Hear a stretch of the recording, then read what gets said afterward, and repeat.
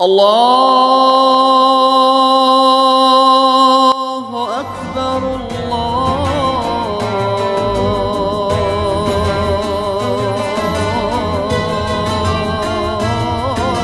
ঢাকা ইতিহাস, বাণিজ্য আর সংস্কৃতির শহর। এই শহরের অলিগলিতে লুকিয়ে আছে শত শত বছরের ঐতিহ্য। তবুও উত্তরখানের ফায়দাবাদ ট্রান্সমিটার এলাকার এক প্রান্তে দাঁড়িয়ে আছে এমন এক মসজিদ, যার নীরব ইট আর আলো বাতাসের খেলা যেন কথা বলে নিজের ভাষায়। এটাই বাইতুর রাউফ জামে মসজিদ।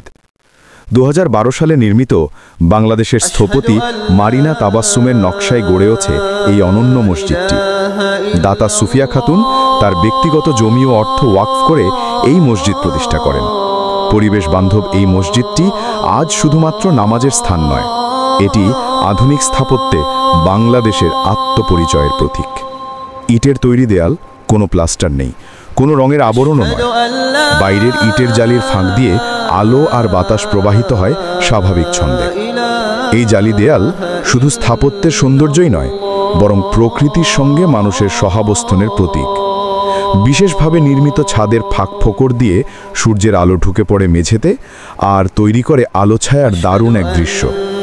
প্রতিদিনের এই আলোর খেলা যেন প্রতিটি নামাজের সময়কে নতুন করে সাজিয়ে দেয়।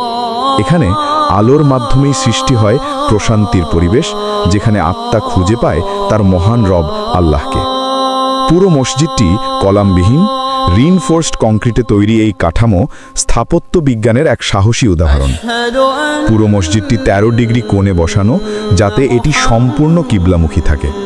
মিনার নেই, বড় গম্বুজ নেই, তবুও এর সরলতায় লুকিয়ে আছে গভীর মহিমা।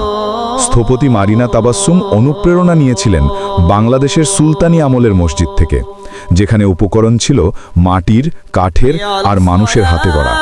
তিনি চেয়েছেন একটি এমন স্থান তৈরি করতে যেখানে মানুষ, প্রকৃতি আর আলো একসাথে ইবাদতে অংশ নিতে পারে। বাইতুর রাউফ মসজিদের নির্মাণে স্থানীয় মানুষ নিজের হাতে শ্রম দিয়েছেন, নিজেদের সামর্থ্যে অর্থ দিয়েছেন। এই মসজিদ তাই শুধু স্থাপত্য নয়, এটি স্রষ্টার প্রতি মানুষের ভালোবাসা ও বিশ্বাসের প্রতিচ্ছবি। 2016 সালে বাইতুর রাউফ মসজিদ বিশ্বজুড়ে স্বীকৃতি পায় তার অনন্য নকশা ও আধ্যাত্মিক পরিবেশের জন্য। আজ এটি বাংলাদেশের স্থাপত্য ইতিহাসে এক গৌরবময় অধ্যায়, যা প্রমাণ করে সরলতাই হতে পারে সবচেয়ে মহৎ প্রকাশ। আলো, বাতাস আর স্থিরতার এই মেলবন্ধনেই বাইতুর রাউফ মসজিদ হয়ে উঠেছে ঢাকার ব্যস্ত শহরের মাঝে এক প্রশান্তির আশ্রয়। দেখাও কথি হবে পরবর্তী কোনো পর্বে আরও এক স্থাপত্যের গল্পে, যেখানে মানুষ, সংস্কৃতি আর সৃষ্টিশীলতার বন্ধন মিশে গেছে এক সূত্রে। সে পর্যন্ত ভালো থাকুন। ভিডিওটি ভালো লাগলে লাইক ও শেয়ার করতে ভুলবেন না। ফেসবুক থেকে আমাকে ফলো করুন আর ইউটিউব থেকে হলে সাবস্ক্রাইব করুন। ধন্যবাদ।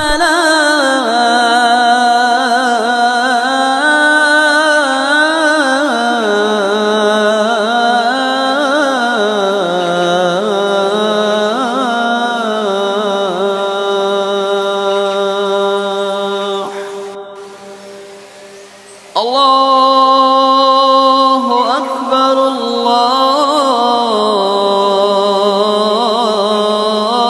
আল্লাহু আকবার লা